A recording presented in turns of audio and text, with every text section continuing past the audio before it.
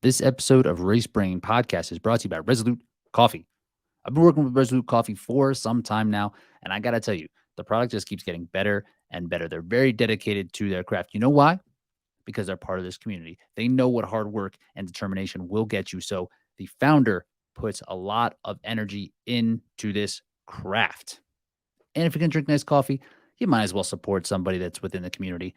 My personal favorites are the Aponte Honey. That has a washed processing. So it's a little bit cleaner, a little bit more familiar, a little bit more of approachable cup of coffee, very quality. If you like something a little bit more adventurous, I like the Ethiopian Natural. It's going to give you a little bit more fruit, a little funkiness. It's a little bit less predictable, a little bit more of an adventure in the cup for your mornings, if that's what you like. RR20 at checkout for 20% off of your order. Resolute Coffee, crush shit daily. Just straight in. We are just directly on, straight into it. My name is Rich Ryan. We have Jack Bauer here, Bracken Crocker here, Race Brain Podcast. Today, we're going to talk about a little race that happened over in Madrid, a Hyrox race over in Madrid. Then we're going to talk a little bit about Deca, what some of the finalized Deca Strong, Deca Mile, well, I guess preliminary. We don't have like an exact finalization for the World Championships, but we want to talk about that process a little bit. Then we're going to touch on some super shoes for hybrid racing.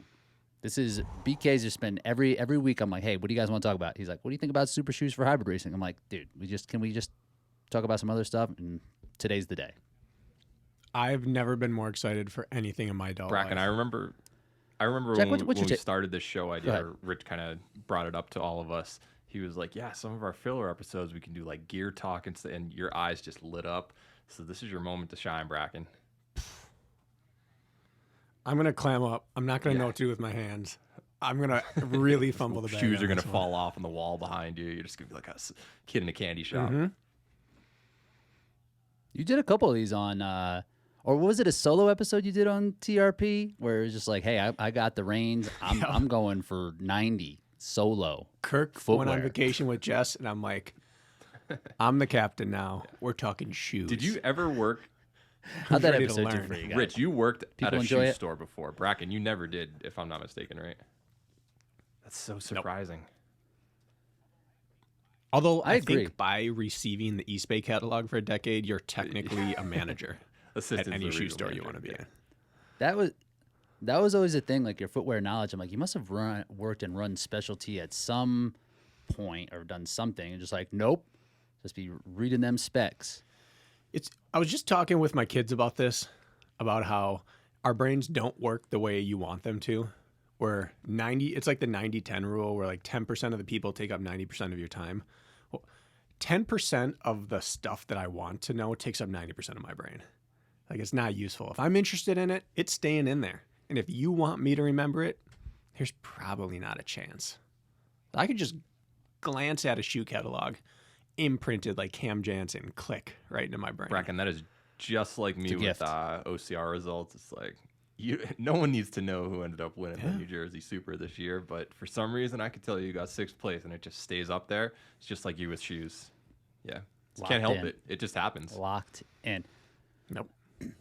So that's happening. But let's start with a little race that happened over in Madrid. I was there. I was out there just scoping for the Race Brain Podcast just to make sure that we could like get a real good sense of what was happening. That was my main purpose over there. Truly. I was a scout on location. What did we find out? We found out it's still hard. It's hard no matter what. Believe it or not. It's still hard. We've had 2 types of European course recaps from Americans who go over there. The first is that, holy crap, the sleds were moving and I was blown up afterwards. And the second is, sleds felt hard. And the Europeans just push the crap out of these sleds. And it really, really kind of screws up the narrative we've got going on here. Mm-hmm. And Sure does.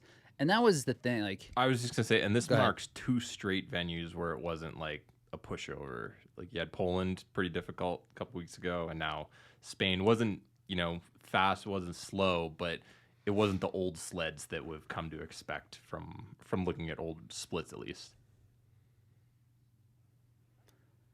I found out a little bit of information that they have some sort of way to measure how the sleds are moving.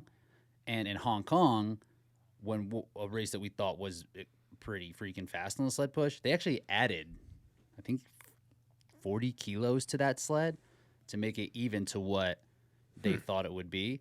And it still ended up being really, really fast. So they might be taking steps. Like some of the equipment seemed different than what that it had been in previous races in Spain. Like the ropes in particular were definitely different.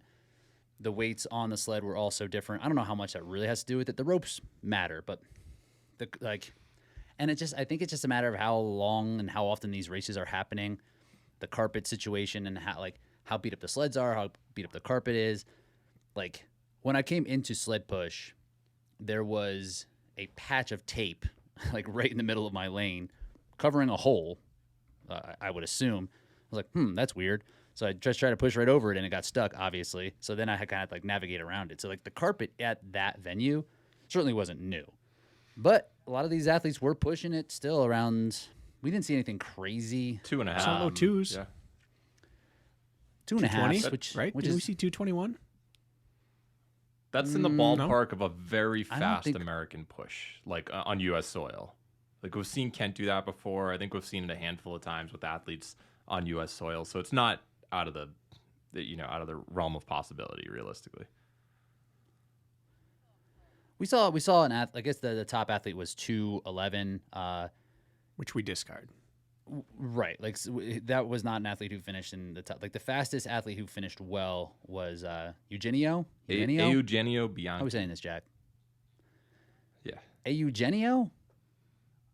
Not buying it. I'm buying I'm it. not buying it either. But he had a 230, which is Okay. definitely fast. And then Tony Revel, who used 236, he finished I think 10th. And then Ruben was like 240s, and Jonathan Wynn, who won, was like 248. So these are relatively these are fast sled times, but they're not like eyebrow raising. They don't scream fast course. No, I would say that is fair. And there was some athletes. I'm forgetting the name. Tiago Lusa, who was there for a relay, he made mention that the zones within the Very course long. themselves were longer than typical. And like to me, that didn't ring true. That seemed pretty standard for what we're dealing with typically. Like, so maybe that's something that does happen there, where the actual zones and Magida brought this up too, his first race that he did in London, because London just has a ton of participants who come out for these races. He said once you crossed the mat into, say, like the row, it was just like a really long zone within where all these rowers are. So maybe at previous races they're like a little bit more compact. Maybe they're back to back. Maybe they're a little bit more efficient that way.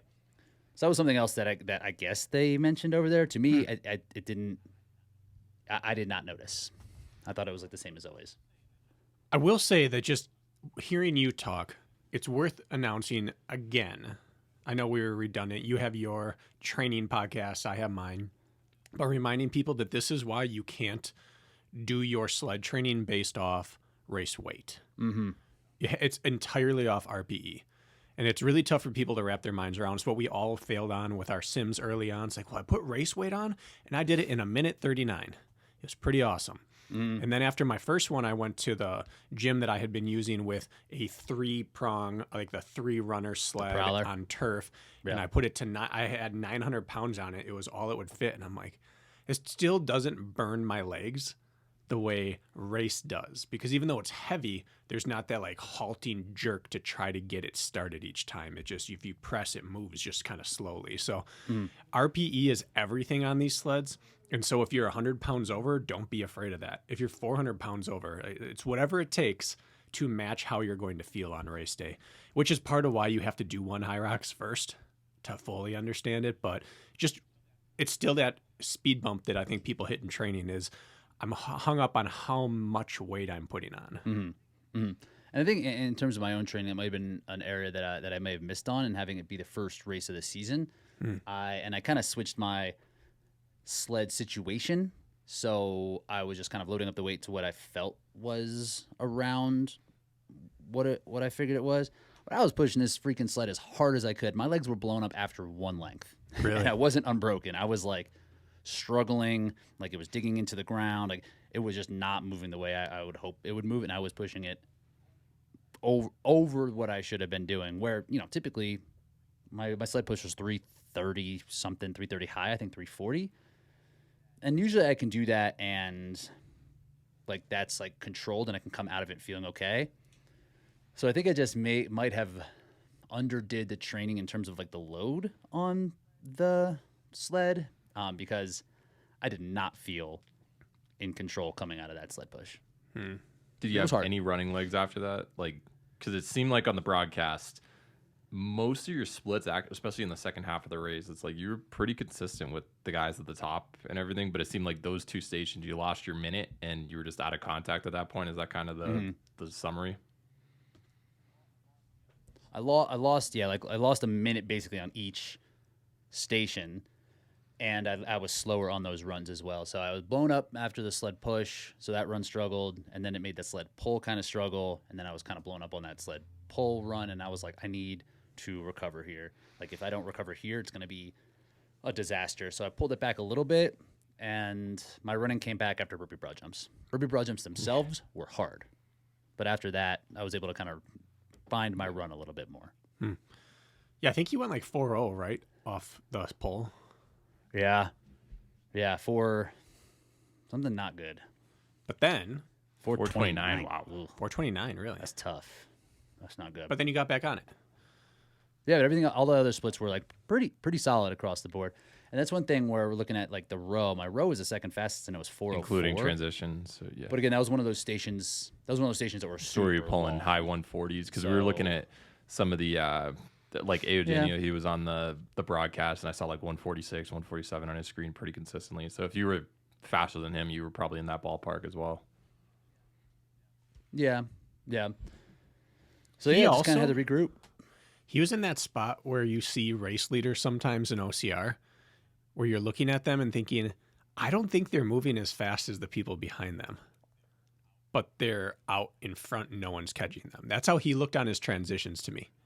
He'd come into something and he'd walk a few steps in, take a breath, get to work. His timing mat to starting of the obstacle of the station felt slow, but he was clearly working well enough on everything else that it didn't matter. But it was almost like I'm out of sight, I'm out of mind. No one even knows I'm losing a few seconds here, and then I'm getting to work right away. At least 2 or 3 times I saw him walk, which you really don't see the top guys do very often. Do you guys know much about him?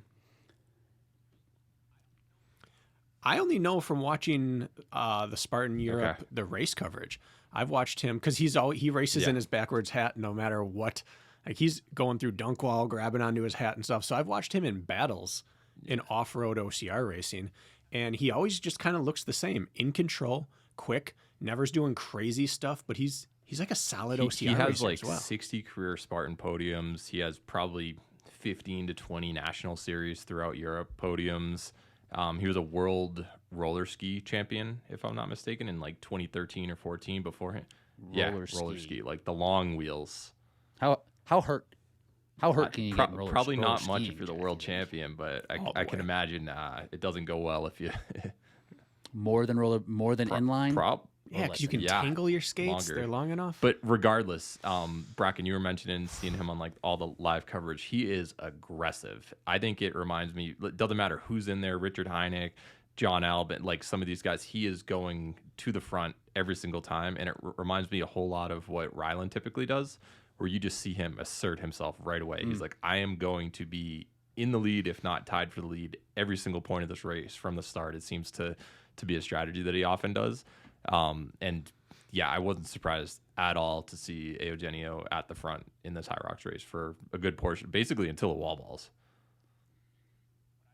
What I've seen of him is he has great economy of motion visually. It's really hard to ever tell how economical someone is, but he's compact in his movements, and he keeps it all day long. I've seen multiple replays of his races where he's in battles back and forth, and he's unfazed by it, and he just keeps Surges. working, Yeah. which is a huge Hyrox skill to bring to the table.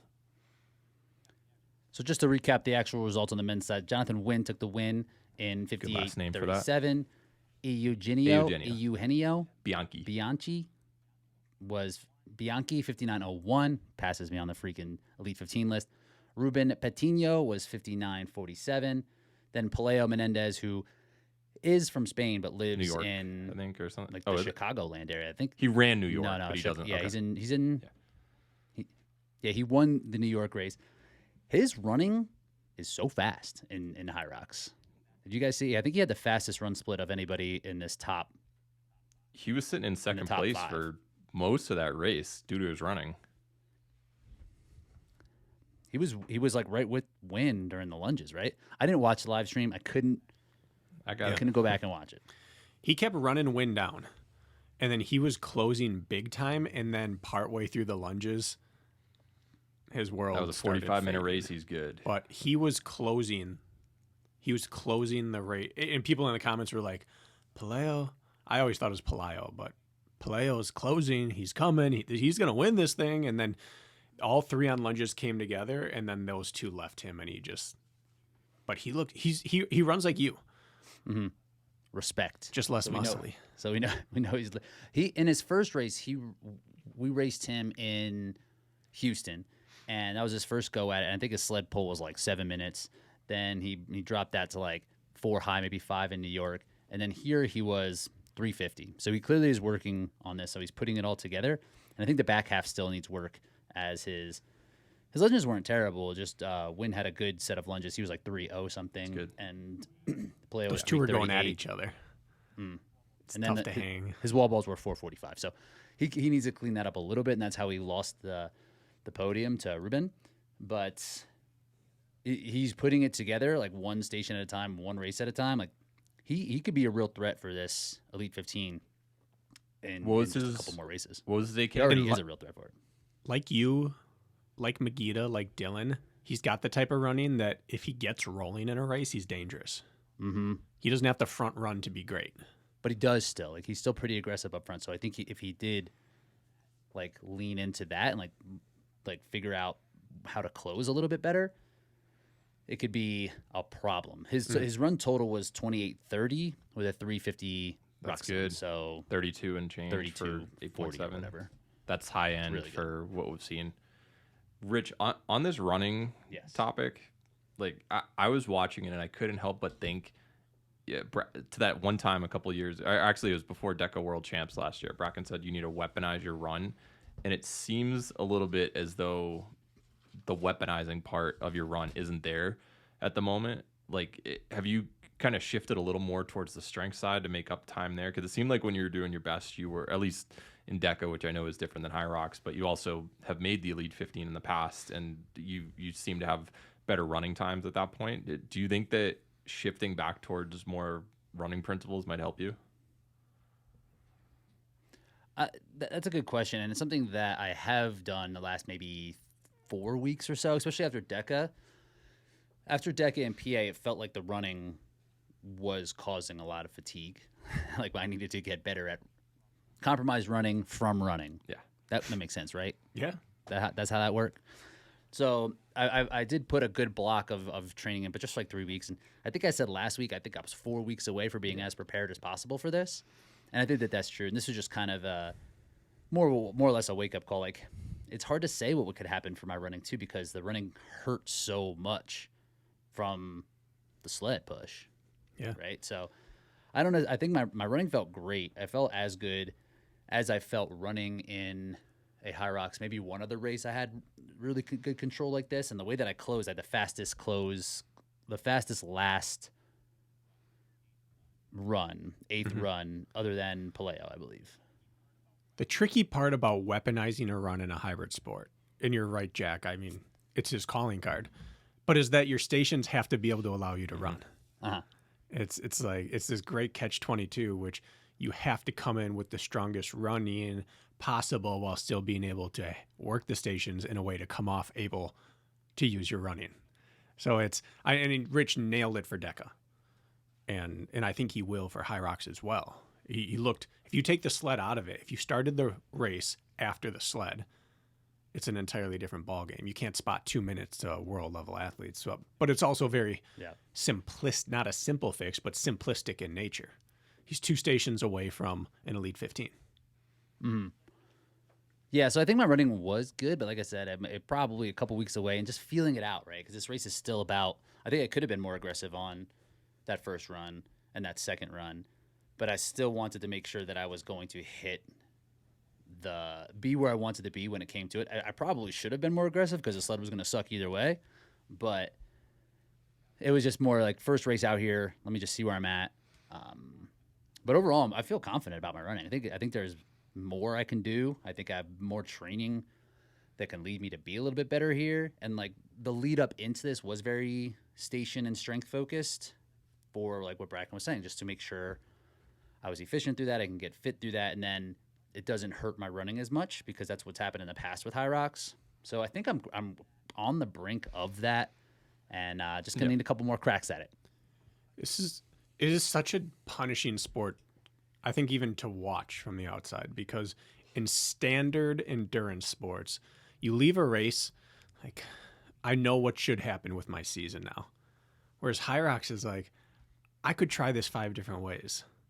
And I could try 5 different things in training, where in running, there's only so many things you'd want to tweak with your training. With Hyrox, there's a million things, and it might take 3 races to even figure out if you were training incorrectly or correctly.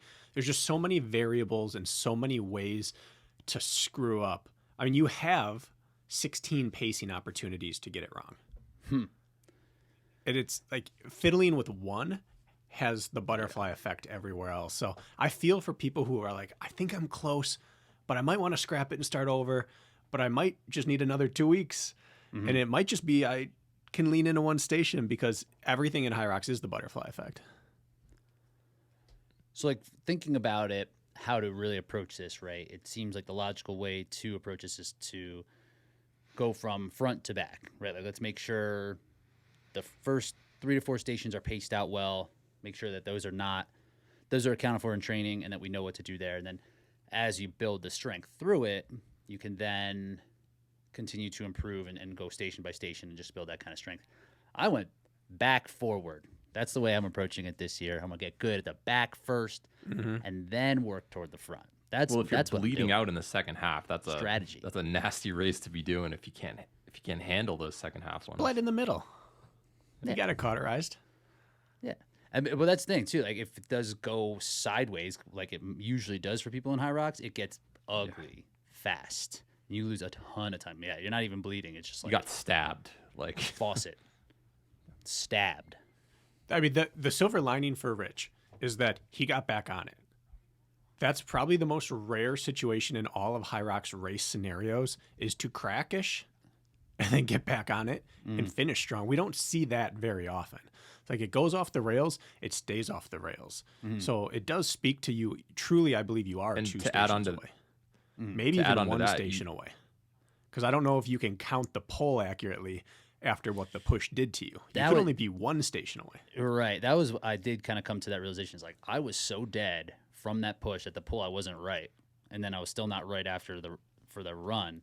It was just a compounding of that push, and push was ugly, man. Yep. And just to add on to that, Bracken, you said he came back. This is the 2nd straight race in like a month after Deca fit Philadelphia, where kind of fell apart in the middle, came back. So I think you kind of turned a page in terms of like, oh, I'm having a bad race, I can still close hard, because you didn't really have that happen in the past that at least that I've been aware of. And I mean, I would fall apart. Done. Fucking just stay that way. Just like, man, you're like, I'm just gonna finish. Suck. But I think that's a good trait to have, that you've done it not just once, 2 times in a row. So like, get your running up, fine tune things a little bit more, and you'll definitely have your breakout. One thing with this race on the men's side is that it's deep, dude. Like, it is just. I was in 22nd at a point in this race. I mean, I finished 9, so I didn't finish great, but it was legit. Multiple heats, though, like, right? I had You're talking, because they didn't let out 22 at a time. I don't remember seeing that on the probably. broadcast. It was a big wave, though. It was definitely. I couldn't count. It looked 20 deep. They were having all the minimum at the teams. coming And up. like I heard it was 40. They Running off the line, I commented right away on the stream. I said, this is a huge wave. And the event itself was close to 3,500 people, which is more than any event that we've had in the United States, right? So a ton of people there. The energy was crazy. And that there was a lot of guys. Like, I'm looking at the list right here, and it was under 65 minutes. There was 16 people. You know, that used to be podium. You'd win 65 minutes. We're in a weird spot where we have the inverse situation of Spartan race of the last decade, which is Europe always had a few guys that could contend with anyone, but like 1 through 20 in the US would be 18 of the top 20 spots at any world championship or 16 of the top 20. It's the opposite now. We've got like a few guys that can contend and compete, but they can just go 20 deep at any event. I think the top.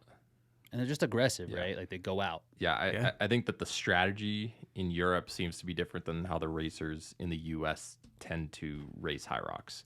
That's what I've noticed. It's like, even in the past, looking at world championships, like you had Lucas, he'd just go out like crazy in that ski erg. You had several athletes who they'll be pulling 140 flat on the ski erg, do 320 low, and just go into it. And it's like, what about pacing? Like you're just expecting to hammer the sled right after. It's just go, go, go. And that, I feel like a lot of people in the U.S. kind of use the Magida method, the let's see you die, and then I'll pick you off, unless you're Hunter or Lauren or Meg, I guess. But most U.S. athletes tend to try to be second half pacing it racers, while a lot of the Europeans, at least from the coverage that I've seen, go out aggressively. Yeah. It generally, race strategy reflects training strategy, which makes it difficult to handle a different style of strategy if you prep for one thing and the other happens. But it's so difficult in OCR or hybrid to sit and kick, because it's not like road running where you can just sit, or the track where you can just sit at, I know I can handle this. One little thing blips you and suddenly you're sitting and dying. The kick isn't guaranteed to be there if you have one struggle on any one of the first 4 events. So it's safer, but it's in another way it's less And how many reliable. times do we see it in the track and field world? Like we saw it in the men's 800. Marcus A. Rob from Canada. He's usually known to go straight to the front, and then world champs, he goes right to the back, like just changes it up. But how often do you see success when there's a different strategy in there? Not often. It's like the greats can kind of do it multiple ways, but usually it's like, I have to run it this style because this is what I've prepped for, and I'll have a good race if I execute this way. But if the leaders take off differently, or I find myself in the lead but I didn't want to be, you might have a different outcome.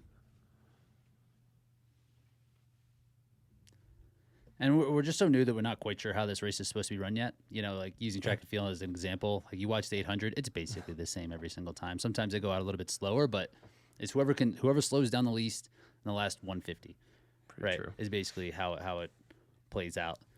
And this, like, maybe this is probably going to be the way that you're going to have to run it to be in this Elite 15, to be in the top podium contenders for this, just because people are just getting really good at these sleds, and it's going to be hard to catch them if like you're not able to push and pull with them.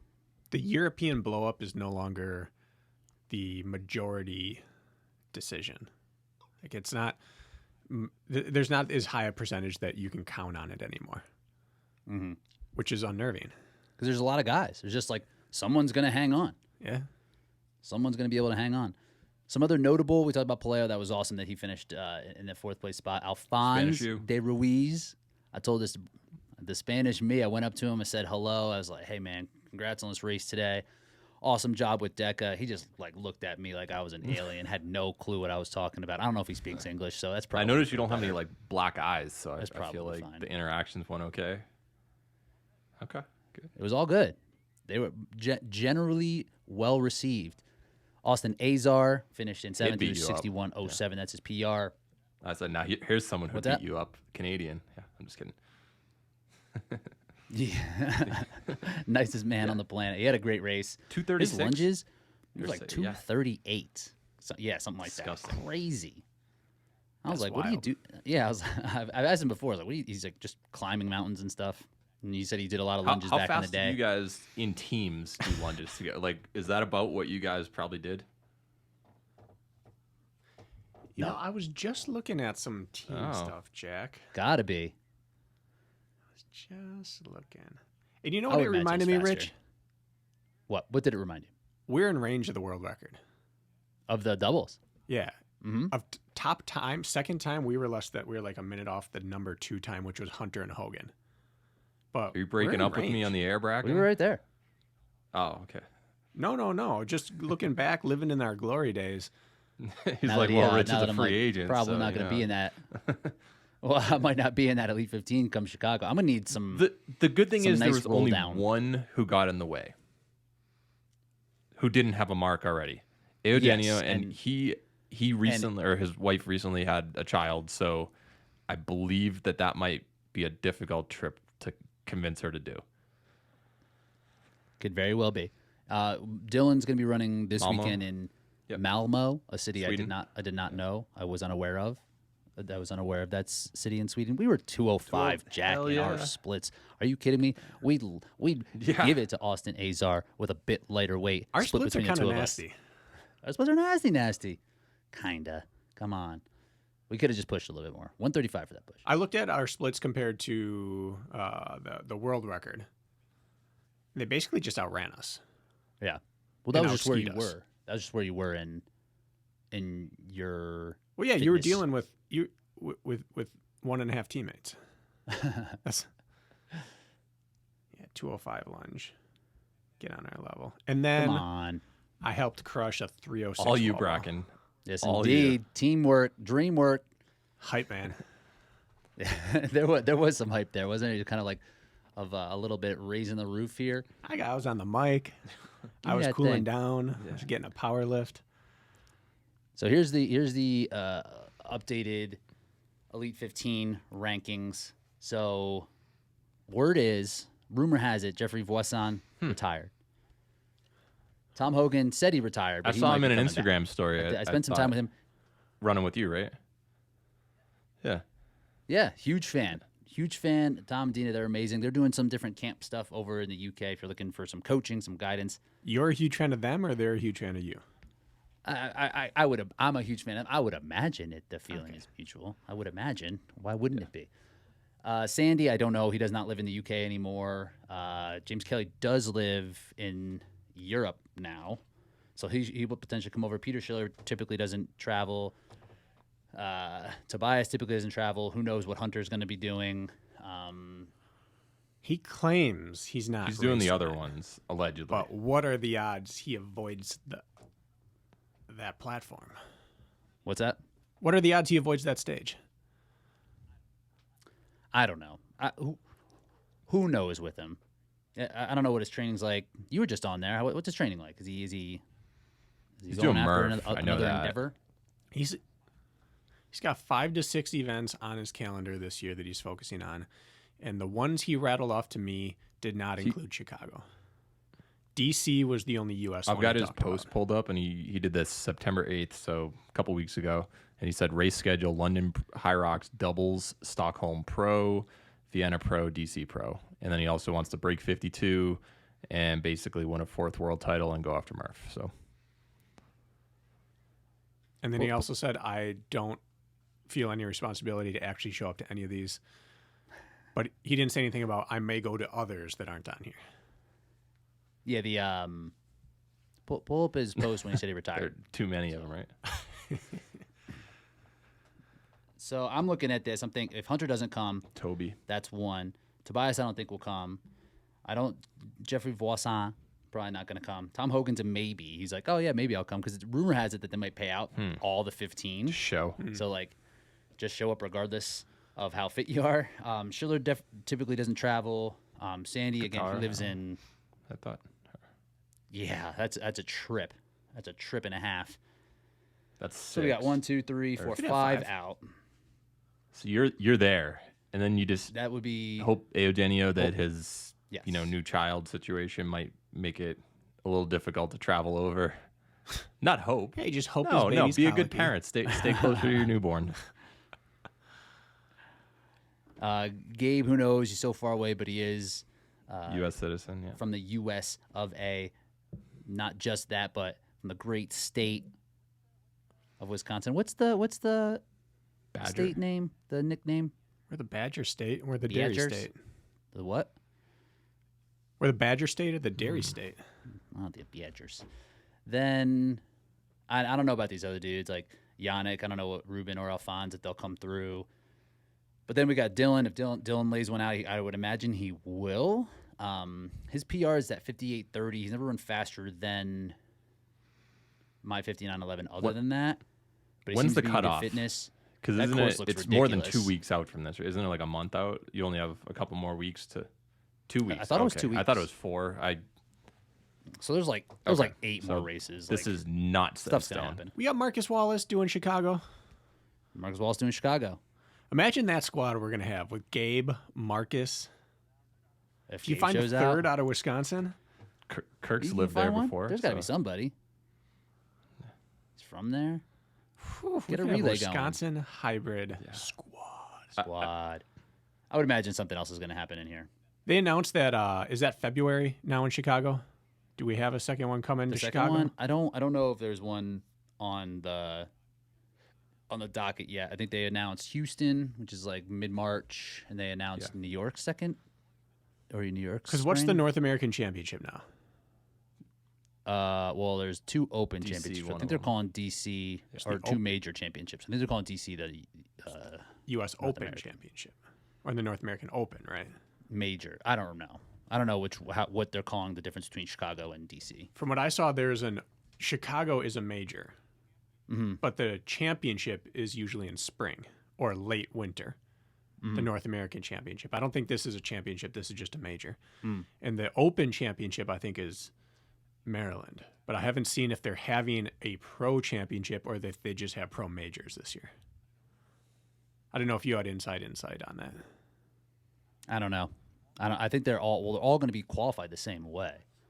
So I don't know. I just didn't know if they were coming back to the Midwest in like February. They need to. They'll release a spring at some point. They typically do, but I don't know if it will have any type of Gotcha. anything that distinguishes it. 'Cause your boy So- might jump in an individual. Hey, let's go! I like it. It's about time. It's I mean, you said time. that about Deca all year, so Jack we'll is see gonna- about that. Well, if it comes back to Just Chicago, don't go camping. Yeah, that's the thing, right? You love camping. You only have so many opportunities in the Midwest. That's true. That's true.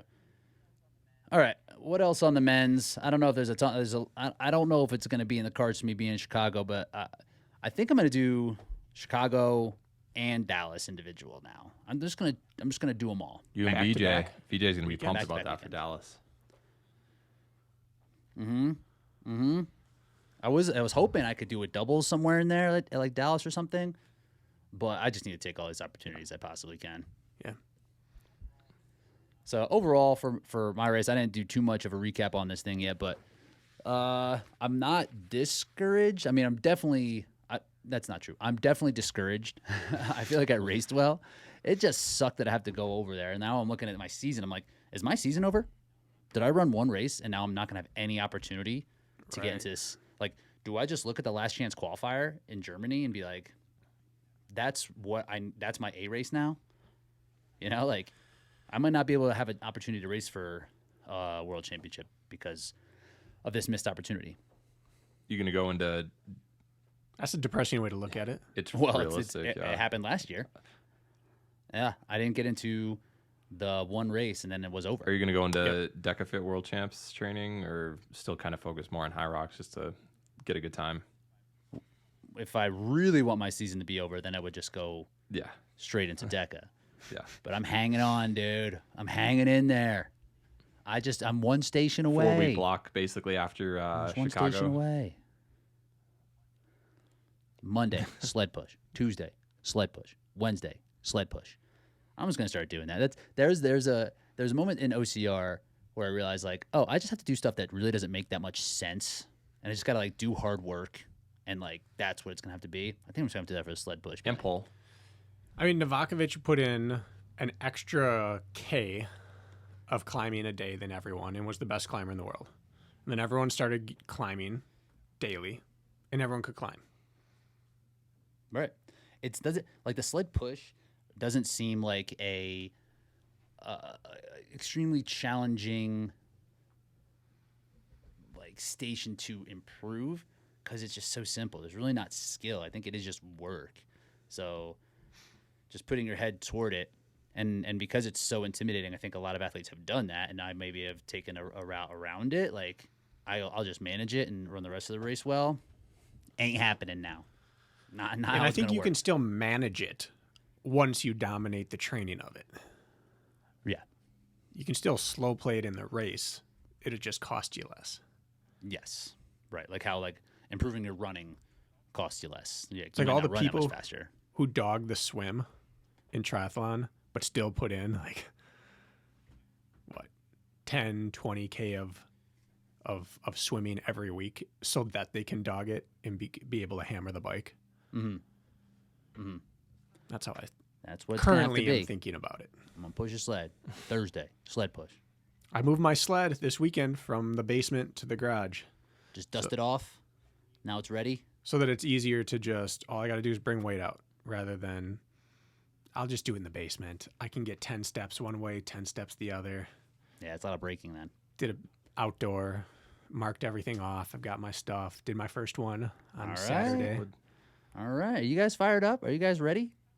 Every time one of my friends races, I just get fired up to race. Same here. time.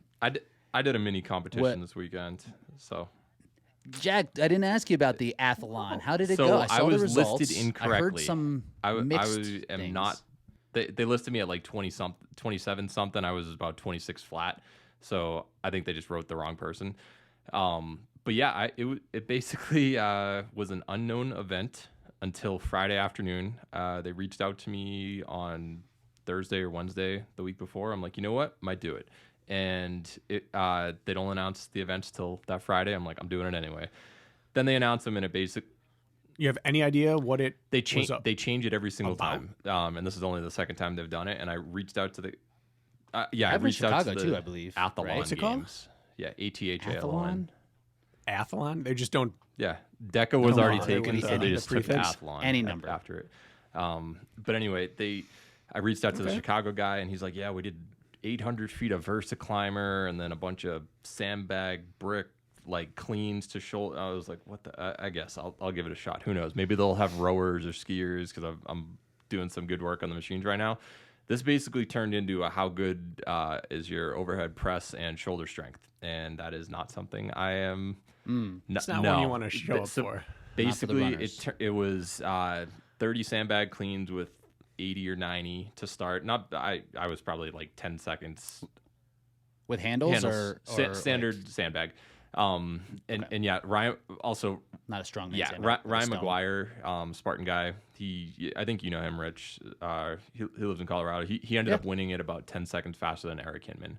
And then there were a few other guys in the high 22s, low 23s that were solid. But yeah, so it was those 30 cleans, and then front rack, 20 kilograms, so 44 pounds in each arm front rack position. And then right after that, you got to go into 50 meters of weighted lunges with 90. And I borrowed some knee sleeves from Wait, what'd you do with sorry, the front 200 rack? Yeah, meters. what was the front So rack? down and back 4 separate times. Yes. walking? Walk. Running? I basically power walk / shuffled. With No, the sandbag kettlebells. or with so 44 kettlebells? pounds in each hand in a front rack kettlebell position. Which So you move right from the cleans to front Yep. rack. Front rack walk. carry. and Got it. then lunges for 50 meters with 80 or 90. how I much? forget the sandbag weight. No, Also front on rack? on Where do you put shoulders. But me with the coming back from a broken kneecap 3 months ago, I was a little tentative on that.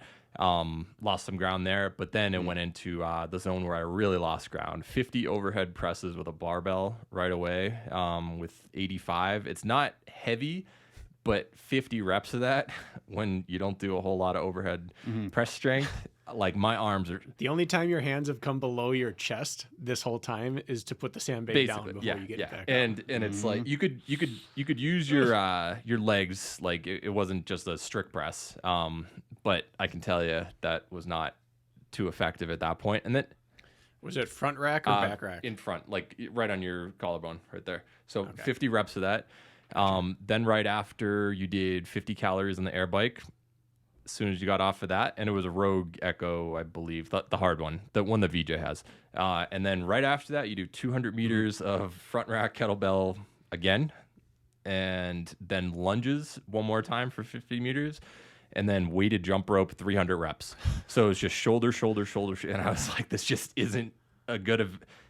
Lots. Oh yeah, no, jump rope I shoulders. broke like 4 or 5 times on the jump rope. I was like, what? And it was singles. Just singles. It, just my shoulders just weren't you skip happening. it? Yeah, weighted. Weighted? Yeah, it was terrible. So basically, Crossovers. yeah, I was gonna Well, you're say back in the I got mix. that competition sense again. I didn't stand it. Even if I was in like good fitness, just that much overhead and shoulder work, I wouldn't have been prepared. Even if this was 4 months ago, pre-injury, like, just wasn't my event. It was fun though. I got humbled. Well, you don't have me excited to try the Yeah, Chicago. $1,000 though for the winner. You have to be local to the city though. Someone did better in the women's division who wasn't from the Denver area, and they didn't give her the prize money. Only the Denver resident won. So I was like, that Oh sucks. damn.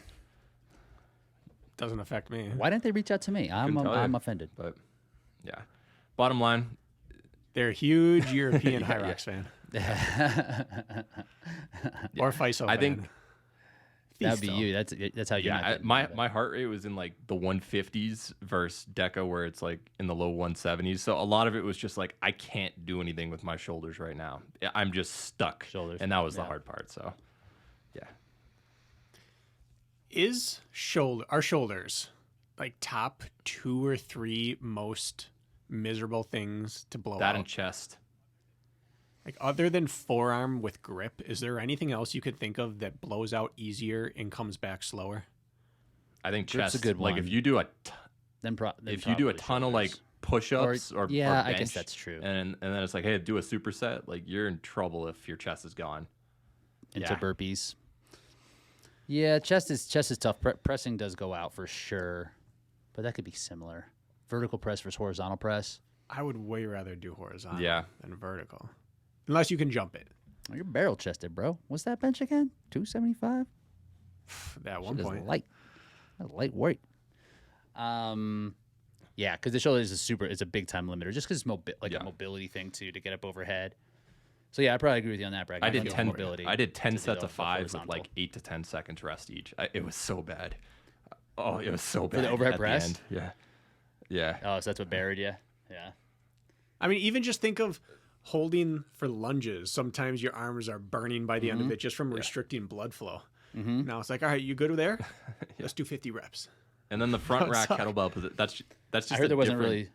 holding position. It's not weight on your back. It's like your shoulders are just being used to stabilize it. It was not a fun workout for someone without overhead strength like me. Well, I'm offended that they didn't reach out. I heard there wasn't really standards to. Like that's a friend of mine who goes to the same CrossFit gym that I go to. She was like, there was no They had judges and no judges. standards. So My judge was She like didn't on do me. Oh, sorry. There was one other one that was a treadmill sled. That it sounds stupid. Oh, It was right. basically some regular treadmill where they have a button where it can act like a tread or a sled, and the position that you had to get it was a short treadmill, so you couldn't really like lean back.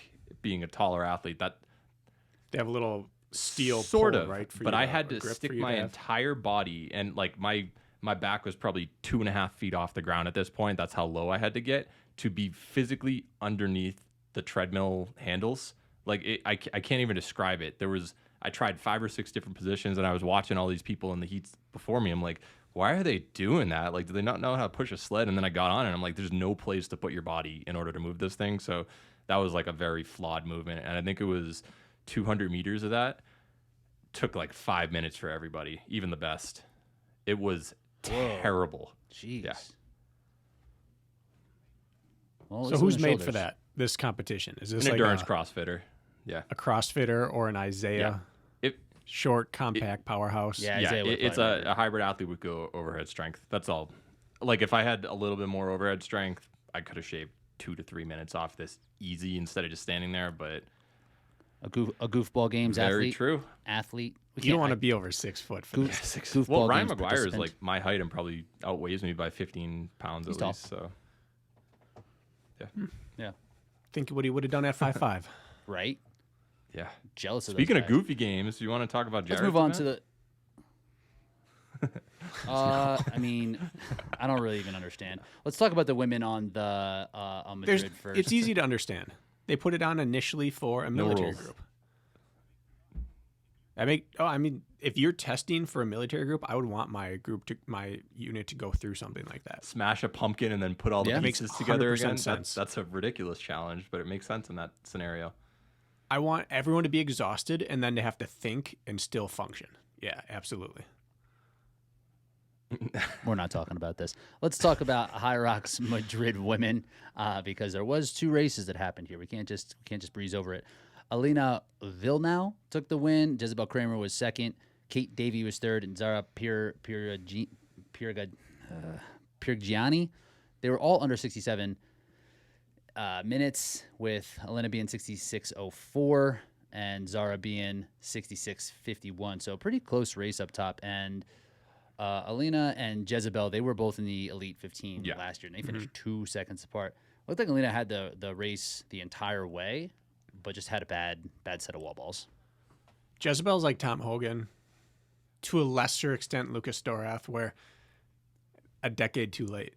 Yeah. She'll do well here, but if she finds this at 30, like she's a problem. Jezebel for was like a sure. national level swimmer from some of the conversation I had with her. So weird background, but then when you think about it, it's like Vivian also was a swimmer, and I know there were a couple other in the hybrid community. So she didn't body have endurance. the running pedigree either, and she kind of found Spartan race 5-6 years ago in her late 30s. So, and she did really well. I think she just missed the podium or got third. She either got third or fourth at one of the European Spartan champs. So like her engine is just crazy, and you nailed it. Like find it 10 years earlier and she would have been a problem for people. This doesn't really affect the Elite 15. Nobody got under it. Alina is already 13th right now at 65.38, and Jezebel's right on the outside with a 65.50. That's so close. This list is, let's just pull this up real quick because of all the races that we still have to run, that puts Tara in jeopardy here. The women historically have not traveled the way that the men have, but there's a lot more United States athletes in this elite. I would actually say that 15 you said the women on the don't women's travel end. as much. I would say the U.S. women definitely travel, but European, do. not the other way. European athletes, I get. Yeah. Good clarification. So we don't know exactly how we might be looking at the same kind of roll down, 4 to 6 people. So maybe it doesn't put Tara in too much of a bind here. Her sitting at 15th with 65.50. But there's still a lot of races to go, and I don't know when Tara would get one in Yeah, that's a good, especially with Deca Worlds coming up. It's like with Deca. Yeah. When was her last event? Worlds. Hyrox? Yeah. Oh, she did did she it like do New 2 York? weeks after. She did it one You're week right, after, or a week right? after. Yeah. She's on the list of people I want to see compete now. There's Yeah. a few people with the fitness they're putting out right now.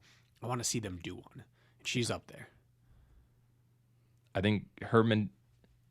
So that's really what it's I looking think like. Tara's more designed for Deca in reality, and just being a multi-time world champ in different events and seeing the competition that's come this past year and how they've leveled up in Deca. My guess is she's probably more concerned about that. Although if you do sneak into one of those Elite 15, the opportunity might not be there later in the season as more people race. So it's like home soil. You might as well give it a shot, especially if they're paying everyone. So it's a tough dilemma for her to be in. Kind of random, but what has happened to MK? Oh, she was at the first Miami one, right? What is she do? I don't know. Yeah, she won that was one. there She was the first first She world kind champion. of Yeah. disappeared. But she was young and seems like the type that would rock a Deca as well. Yeah. Does anyone know anything? Like she and Lucas came on the scene and kind of left at the same time. I don't know what her. I mean, she seems like she's like a fitness professional, but more like a model. So I don't know if competition is really something that I get it. she needs to. Yeah, right. So BK, you can speak to your experience of just being so good looking that your performance doesn't matter that much. I just can't show up to events anymore. It's like That's photo why shoot. you've been on the sidelines to for all these Milan. years. Yeah. You were. I Yeah, knew you guys were don't good look looking, at the but my websites where I goodness. model, but it's out. It's out there. It's like, have you ever seen like a model or a movie star in real life, and you look at him like, oh, like you're different. That's you, BK. People might see clips of you on TRP, but in person, it's like, whoa, we're from. They got that Men's BK's Health built magazine back in like 2013 from the what was that, the fitness games. Rich is writing checks right now that I can't cash in person. People are going to be set up for disappointment. They're gonna come up and just stroke your face and be like, this is just God's He's work. right. You are. Damn This is right. different. I haven't seen something like this. You're very unique. There's a reason we looking. use You look unique. cartoon photos of I us can in get the behind that. logo. So I think that would be the most accurate way of describing me. Is you don't know anyone else that Robert Killian, appears the way I right? appear. I know, We but don't everyone look alike. confuses you. Yeah, if it broke, But it's not necessarily a good thing. It's not inherently bad. It's just I haven't seen that before. just unique, you know. Just the whole combination it's like is just acquired. you different. Your name's different. for Your sure. appearance is different. You're just different. Yeah. So we're going to talk a little bit about Deca, but we really shouldn't. We don't really know what's happening in terms of the strong and mile qualifications. It takes them a minute to upload, to update the leaderboard. So if you are like kind of watching that leaderboard, we have no information for you. Usually 2 weeks or so is when they have it. But there have been emails sent out for fit and teams registration for Worlds. My understanding is that we have until Thursday Yeah. to I thought it was 2 weeks. claim the spot. So I guess actually, since it was the 16th, you're right. That is 2 weeks. Did we not? Yeah, I thought we had this conversation offline. You said that, and I corrected Now, did you. age You group didn't and listen. pro go out Fit at the same time? only. I saw a story by Lawrence Taylor, Fit, and I he specifically was going for age group. So I'm assuming fit. Right, but did they go out at the same time, or did they go out like 4 days ago? I would Yeah. imagine they went out at the same time, but I Okay. don't know. Because fit was solidified know. for solo and teams after Orlando 2 weeks ago, or a week and a half ago. So, in theory, all the age groupers listening have a chance at Thursday, Friday time frame that the next round can go out of emails. And I don't know when the roll down emails will go out. From last year, they were like they'd send them out at like a weird time. It was like 3 a.m. Eastern or something like that. They would send out, and it was first come first serve, where they would roll down to the next 12. Yeah. So I don't know if they're going to roll down to the next 20 now, or if it's going to be 10. Probably. I am unsure how the this website works. says the next 21 through 40. Oh, Okay. dang. So they're going to send it so the 40th person could be in that heat for the top. But then it's first come first serve. yes. So it's open season. You want to Set be an alarm. if you're serious about this, you want to be in front of your computer. The moment Yancey finishes his 7th super beats of the morning and he fires that out, you gotta be on it. Yes. Yes. I think that and it's a strange way to do it, but I mean, I guess it's just the easiest. And it's doing a roll down. I mean, you can't reach out to each individual person and be, oh, let me think, I got to do this and that. So if you're set and you're ready, you want to go, and you're the 35th ranked person, get on there, show them what you got. Did you hear on the Mix it up. broadcast Alerts. some athletes' plans for Deca Worlds?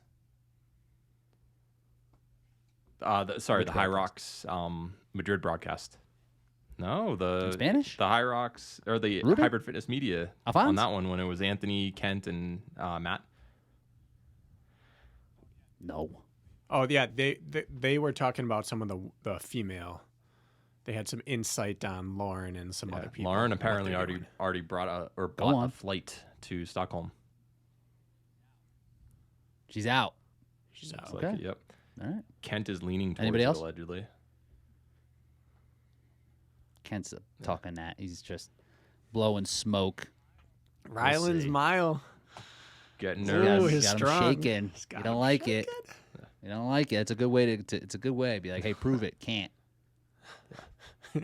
I'm be out of the And country. Anthony did point out that there is a way if she wants to do Deca Fit on Friday and then end up doing Hyrox on Saturday because it's late enough in the day, there's a flight that's available. We know that she does stuff like that. So if Anthony looked into it. Of course he did.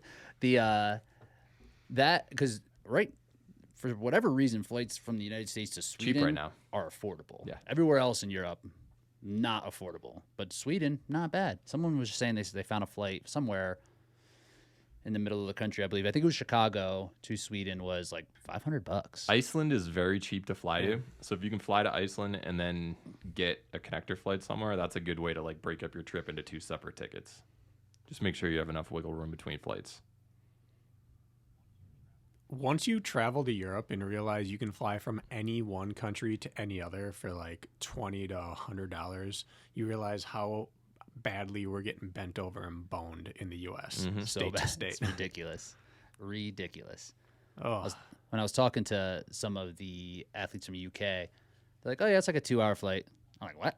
And it's like 1 hour time difference. I was like, "Oh my god!" Yeah, it was I spent $39. a full day, full day, of lots of money to get here. 8-hour difference. Sick, but I felt good. No excuses on that. I Got did your actually sleep, feel okay. everything, yeah. I've traveled 2 ways for bad races. One was on my dime and one was on a sponsor's dime. It hurts way worse when you paid for it. Oh, Way worse. that was my biggest gripe. I'm like, God, Oh. I could have done this at home. I could have Sit there easily like, I sucked on the paid sled to in feel Dallas. this way. Yeah, Oh my for sure. goodness. And just coming home is feeling like a disaster. Amy's gonna kill me. I'm just Carl's not gonna be bite happy. me. Yeah. The Carl, no chance. not All a love from that watchdog? pup. Yeah. All love. All right, so we'll follow up on Deca stuff later on. Let me add but- one other thing on Ooh, on a Deca. ton. They held their 1,000th event this past weekend at a local gym. That's pretty impressive that they've made it to this point. And they had 46 qualifying events for world champs between mile and strong this past weekend. So a lot of gyms were taking it seriously to try to earn your last mark. So it's going to take a little time to just sort out those results because there's some input issues with how people type them in, but they should have their results pretty soon. But bottom line, like ton of people scrambling for those last spots this past weekend. Another thing I'm gonna notable. Go ahead, BK. Go Can I ahead. give my Faisal response first? Nice. Unimpressive. They're not putting I them know. on. They're Right. just charging them to send them results. However, I'm going to give my uplifting Bracken response, which Nice. is I thought they were going to go under before they even put on an event. When they paid Kent, they paid Corinna, Yeah. and then Kent COVID with a hit man and they bun, I couldn't think. put stuff on, and they said, we're yanking those payments. You're not getting anything else. I thought, that's it. This is never going to happen. And the fact that we're sitting here preparing for the second world championship and the 1,000th event, even if only like 28 of those they actually ran, that is phenomenal. They did it. They defied my expectations. And I'm a harsh critic. And who knows, like speaking about the athletes not going to Deca for Hyrox, Deca and Spartan athletes are once again not getting paid in a timely manner.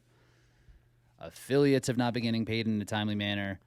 There's certainly still some recovering that they're doing from COVID is what they still claim, but they're charging people for things, saying that there's a revenue share with them, but they're just not. They're just like, actually, the revenue share is just for us, and then we're sharing it with also us. We'll give it to you later. So that's discouraging. It's hard to hear the way, and I don't know how much of Joe's Instagram account is him.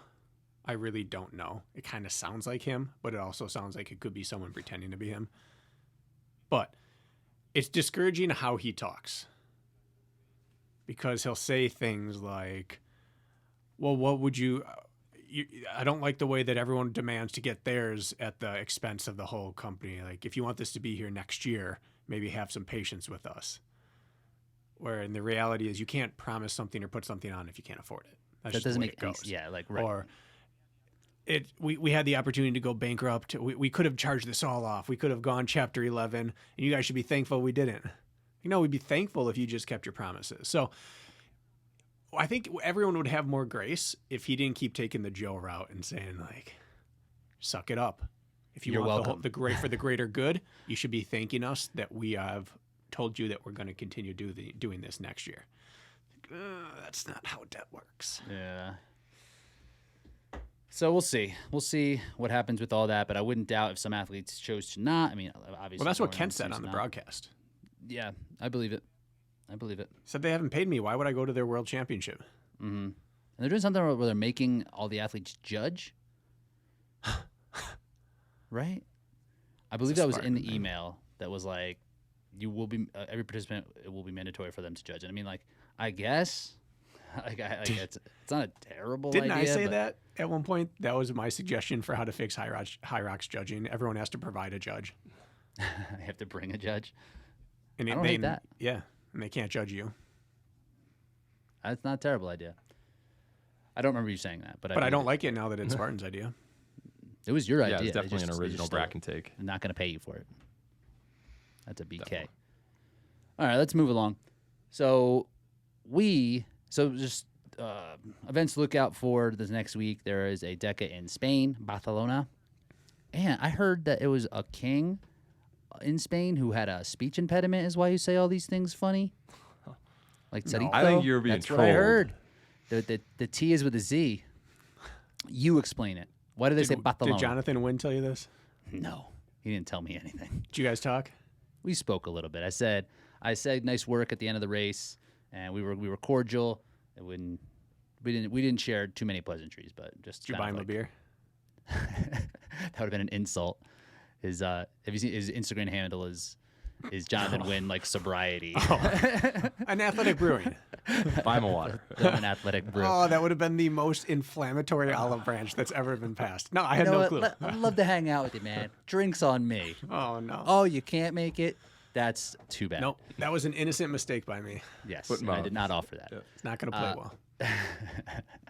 But he ran great. You know, he delivered when it came time to deliver. But like I said, people were very nice. Alphonse didn't know who we are. I thought that was great. You're me. Yeah, the event was great. I mean, the event, like 3,500 people, biggest Hyrox event I've been to. It was packed in there. It was lively. People were into it. Hyrox How is was always just, Madrid? like, a fun I've never event. been there. I saw nothing.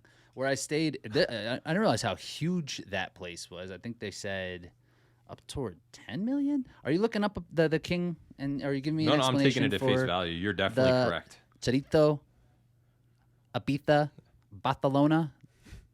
All adds up to me. Spanish king speech All impediment. adds Okay, up you to tell me. me about Madrid. I'll look that up. Look that up. So Madrid is a very big city, 3.2 million. So I was off on what I said, but Just a third. still good size. Still a very big city. but Classic Rich Ryan measurement. we were put out into we stayed like the FEMA, which was this massive convention center, is closer to like the airport, so where there's a little bit more space.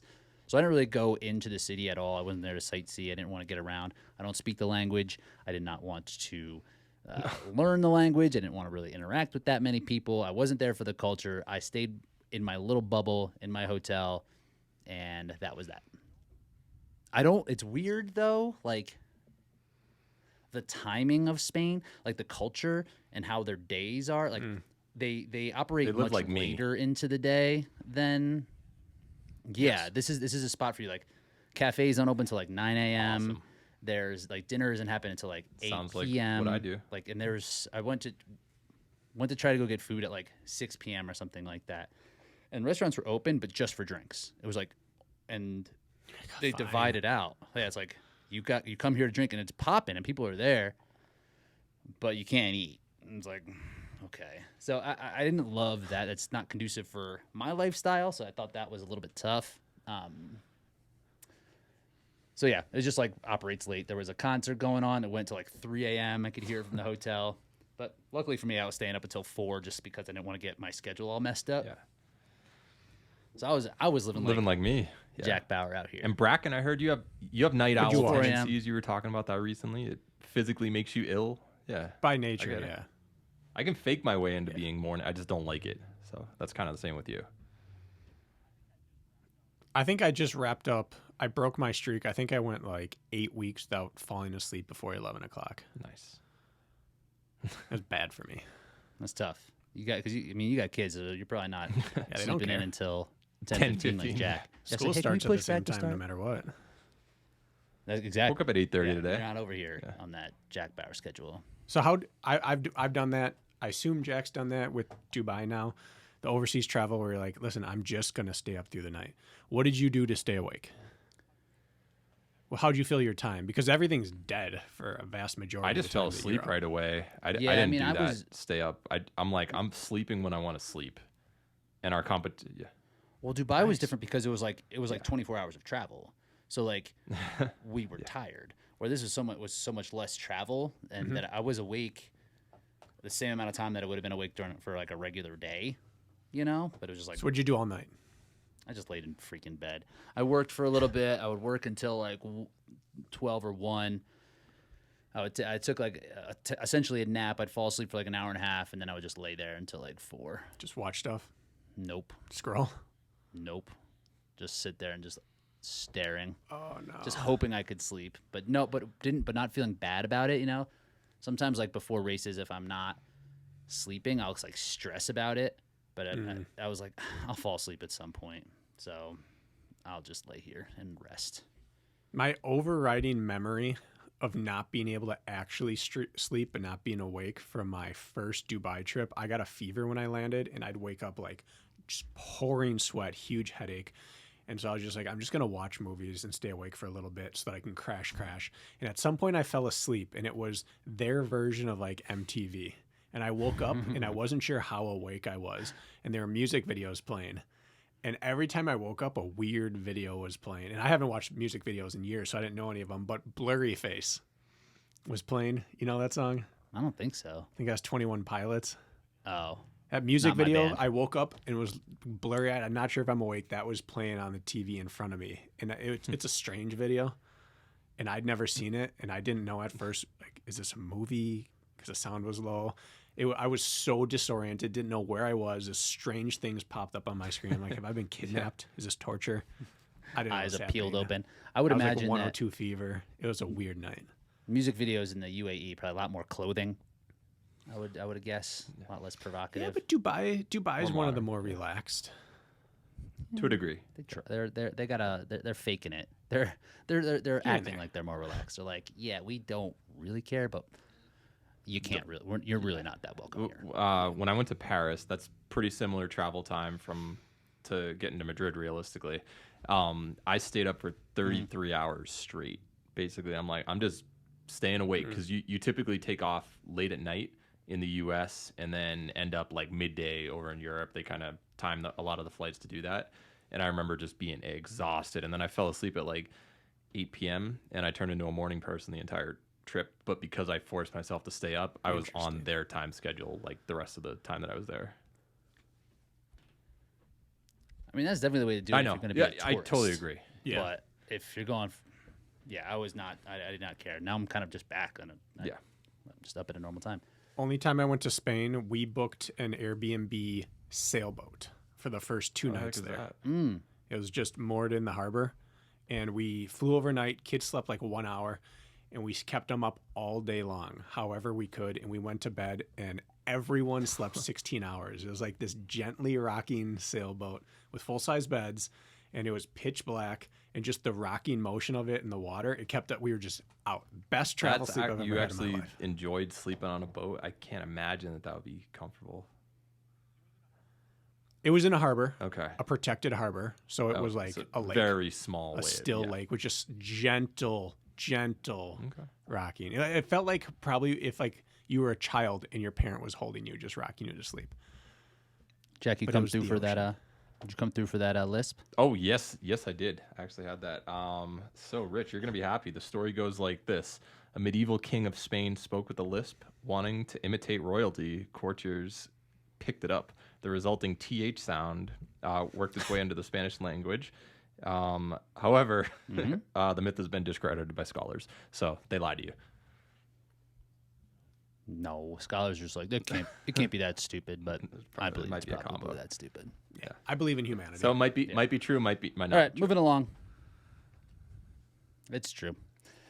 So on the sled push in Madrid, You can't really say that with a lisp. The fled, Spain, just where they eat, like so he felt. Mike Tyson. Yeah, they my feet were slipping a little bit. I had my Endorphin Pro 3s. They've been fairly solid. Best shoe for running in a hybrid event. But I was definitely slipping a little bit. Makes me reevaluate this and that. I talked to BK a little bit about this. I think this was an RC Elite 1 course. But there's just some different factors when it comes to what we're looking for with a hybrid shoe, what's coming out, what we need, what I think people would be best suited in. So let's just go ahead and just talk about it. We got 45 minutes to just talk about this thing. We probably need This is part 1 of 5. 10 episodes of 45 minutes to do this. I think this would be a good But we'll time do it right for people to go to the YouTube channel for this as well, because you'll probably do some demonstration if you want to hold stuff up, Bracken. We're gonna have to cool I have Bracken some down and start downstairs, grabbing all the shoes. unfortunately. This is embarrassing. Yeah. Well, this is a good time for work to call They're you, not. Jack. I just checked. All right. Everyone mute yourselves. Here we go. I think we should pick up, though, with the Endorphin Pro 3. Yes. All right. Let's. Oh, it just happens Weird. to have Just it right right behind. there. So Do here's you want to why put it's Bracken the best. full size, Rich? Super Are you shoe. able to switch that around? I don't know if I can do that. This You is got this. another new software. What we call it, chevrons up Yep. front. The chevrons are locking. They're only about a half a mil, but it's enough that it creates a pattern that it can grip on dusty concrete, but it can also get some purchase on carpet. But what I found about this is that it's a soft rubber to Yeah. some extent, and that gives it an inherent grip to it. And there is some texture on the individual raised chevrons, but it is not a durable rubber. You see wear on this fast. So to me, this is I don't know. I bet you get 50 miles of grip out of this shoe. And then it's done. And that might be high end. So the shoe itself is going to be good for, I mean, the Endorphin Pro 1 and 2s, you could get 500, 600, 700 miles. So out you of wouldn't foam. even warm up in these You could crack the necessarily to plate. save the grip? I never Okay, warm up just- in super I'm just- shoes. The greatest gift that God has ever given the runner is switching from a regular shoe to a super shoe. Yeah. It's like putting on a Right spike. before I'm the- just, Yeah. some right people before the aren't start aware. line. Just listening. That spike analogy was good, bro. No, especially with this. Yeah. So this grip is great right up into the moment where it starts to wear a little bit, and then it's normal again. And the shoe itself is fantastic. It's about as stable as a high stack shoe is going to get. This is maximal stack. Was it 39? in the 39 heel? mil. Yeah. I So think it's 40 39, is 30. allowed. Or no, Five? 40 is not allowed, but 39 is. Is that the... Yeah. Yeah. So I think it's a 33, right? 33, 6 mil drop. 39, 33 is what I remember. And it's great. It's light. And it's about as stable as 39's ever going to be. So you can turn on it decently well. Jason Silva is a guy I work with a bit. He's wore it for stadium races and didn't have an issue with Oh, it. yeah? Yeah. So I wore the one in a stadium and thought it was just great. This shoe is a higher stack and softer, and he said it still worked well. So I think it's a really good option, but it is disposable in terms of grip. After that, it can become your training shoe, your quality run shoe or your long run shoe, your tempo shoe. But the grips, it's See, I'd be disposable. nervous with a high stack height in a stadium race due to the stairs specifically. Like, I wouldn't want to roll an ankle, so Yeah. I'd go lower profile personally. But hearing that it worked, that's encouraging. I don't know. Stadium races, they still. Isaiah thing? just They just had won it. one. They had 5,000 people through. You really? Yeah, Live 5,000. and kicking. Going Makes me for it. think they're going to hope pull so. out a series next year. BK, got to be ready, dude. Anyway, I tested a bunch of shoes for stairs. I have a great stair setup over at this university in Wisconsin that's right on the shore of Lake Michigan on the bluffs. And so you get like 11 flights of stairs. And high stack shoes are surprisingly okay on the stairs as long as they're stable. Even the Fast R with the decoupled heel is totally fine running stairs, which you wouldn't expect. But it's a stable shoe. And I mean, it's just like the bounce on the thing, just the cushion. I feel like a super shoe would actually be pretty good up and down stairs. More just like the turns. In A stadium that I mid-stack think. super shoe feels fantastic on stairs.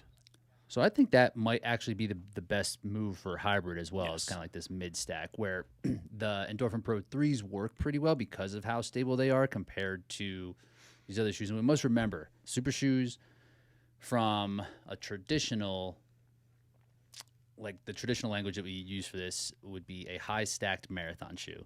Now the foam that they're putting in these marathon shoes, they're now putting into basically all different shoes and different purposes.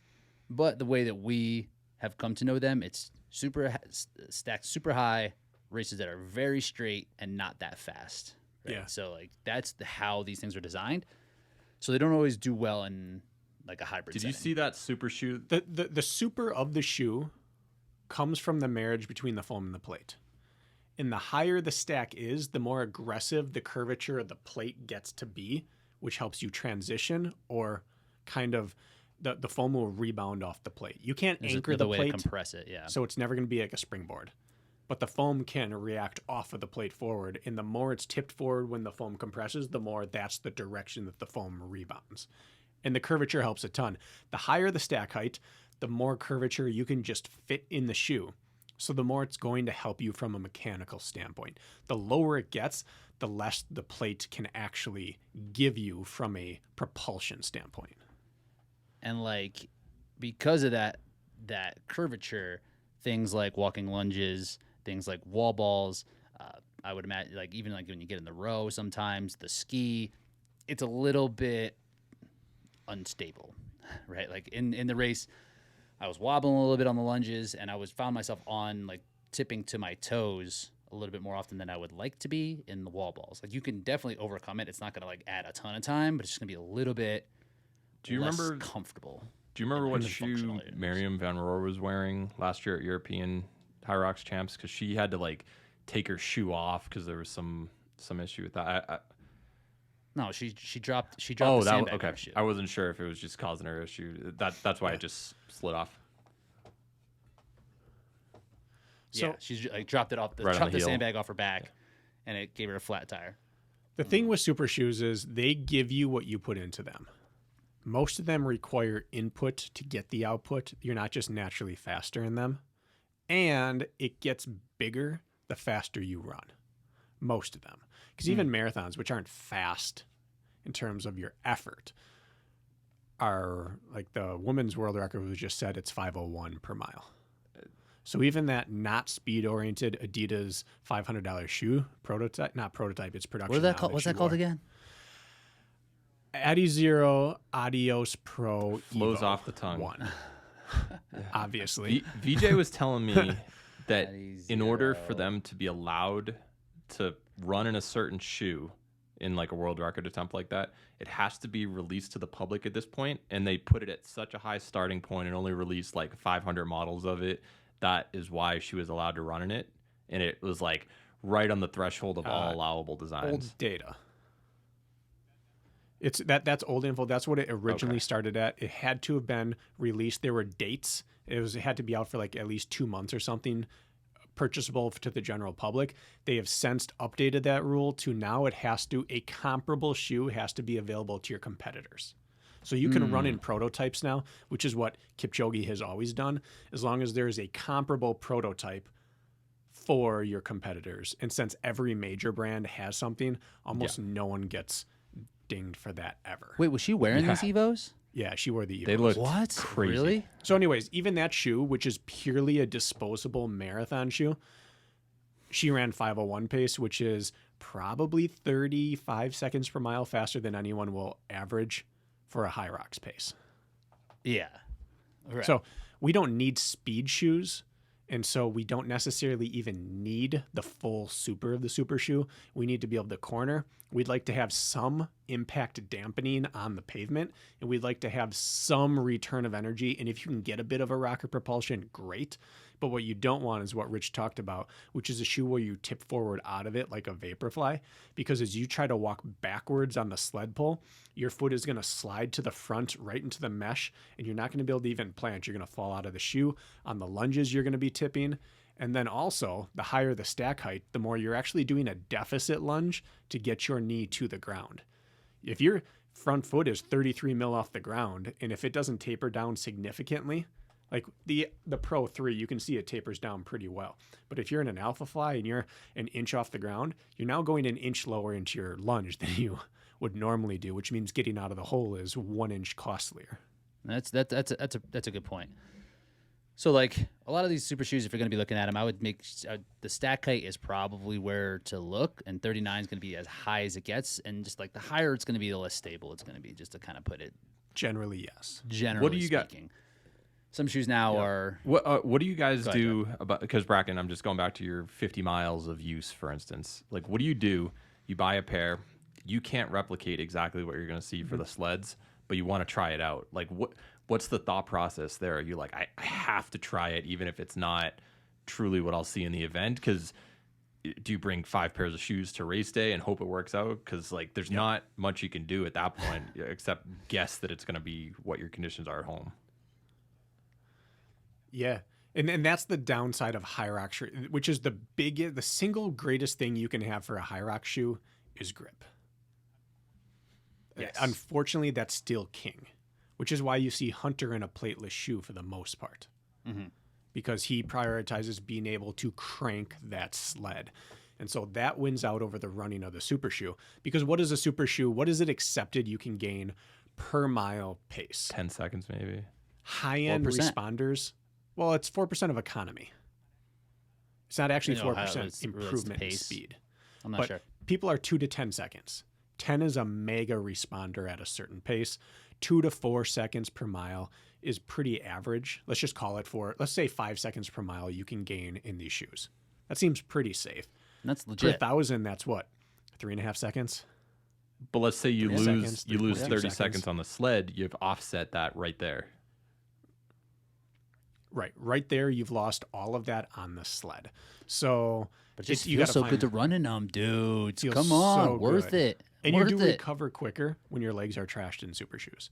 You turn over a little better. So it's about finding but you're right with the grip. So for example, every Hyrox I've ever run, I brought at least 2, if not 3 shoes there. I have the shoe I know will work. I have my, hey, let's hope. This is my Hail Mary. If everything aligns, this shoe I want to use. And then I'm also going to do this. And Rich and I just test them out in warm-ups. They have the sleds there. You run a few of the tight turns back and forth on the pavement to see. That's what the RC Elite problem is. The one has the best grip of any super shoe in terms of like a Talon, but slippery concrete, it can't grip Right. on. So you Doesn't take a work. few turns on pavement and then you push a few sleds and then you decide. So you have to test it out or go with a shoe that someone's already proven will work. So another And that's option. for Hyrox. That's for Hyrox. Deca. There's not the grip component is more important in Deca for the I'm gonna actual be right concrete back of for running the Deca corners. conversation. You continue. Yeah, so like that's really the main point with those is that you're gonna need to make sure that it hits the concrete well and you're not sliding out. And on the actual sled itself, it's the same kind of way. Jack, what do you wear for Deca? I mean, you're not really into this super No, shoot situation the way that BK and I are. The tough part is because I wear. Have you ever had super I wear shoes? zero. What? Sorry. Have you ever had super I've shoes? worn one of VJ's one time. I think it was the Vaporflies. They had such a narrow heel, and we both have size 13 feet, so he just let me try them when we were doing some track repeats of the track, and it definitely feels like bouncier, I guess, or like you have more cushioning, and but it changed my stride a little bit to something where I was like, I'd have to really do this a few times to like, to gotta feel practice like in 'em, this is for how I sure. should run, because you need to match essentially the foot stride that they want you to run at to get the benefit. You can't just do what you like. That was the takeaway that I got. You're not going to get the benefit unless you change a little bit to the way that they're going to benefit you. So I'm not an expert on the topic, but it is difficult as well, because like there one, maybe two. There's like what's it? So there's some ultra one that's $250, and I was like, I'm just not impressed by that one, and I'm not gonna spend money to try it when they clearly can improve the model.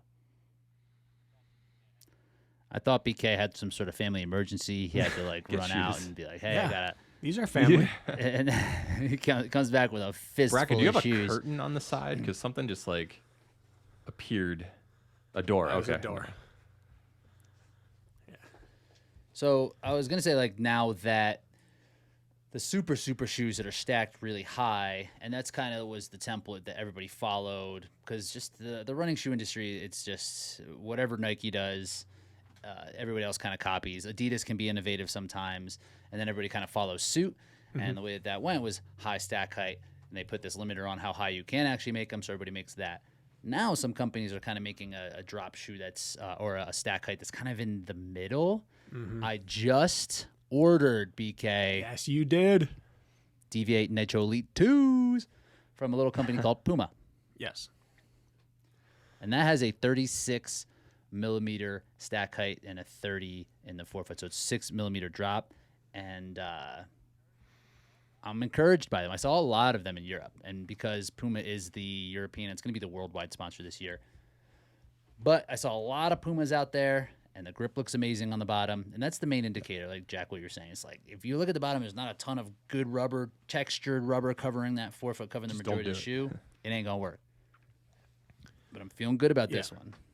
Mid-stacks is more stable, and then in theory, they will tune the plate a little less stiff, so you get a little flex out of it.